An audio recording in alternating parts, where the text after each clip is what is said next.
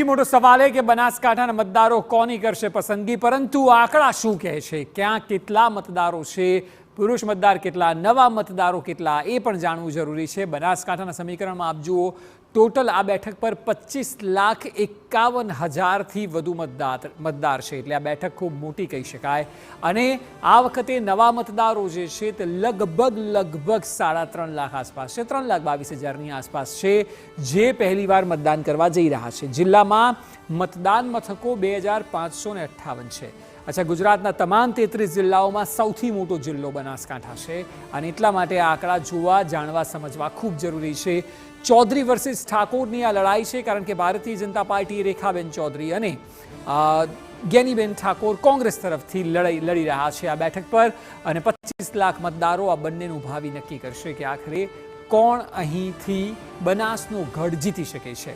4,50,000થી વધુ મતદારો ક્ષત્રિય ઠાકોર છે, અને એટલા માટે જ જ્ઞાનીબેનને ટિકિટ આપવામાં આવી છે કે જ્ઞાનીબેન જો આ વોટ બેંકને ભેગી કરી શકે તો મોટો ફરક કોંગ્રેસને અહીં દેખાઈ રહ્યો છે. એ સિવાય ચૌધરી સમાજના 2.5 લાખ જેટલા મતદારો છે, અને એટલે રેખાબેન ચૌધરીની પસંદગી ભારતીય જનતા પાર્ટીએ આ બેઠક ઉપર કરી છે. શંકર ચૌધરી પણ પ્રચાર કરી રહ્યા છે. આપણે જોયું તે મુજબ દલિત અને આદિવાસી સમાજના જે મતદારો છે તે પરિણામ પલટી શકે છે.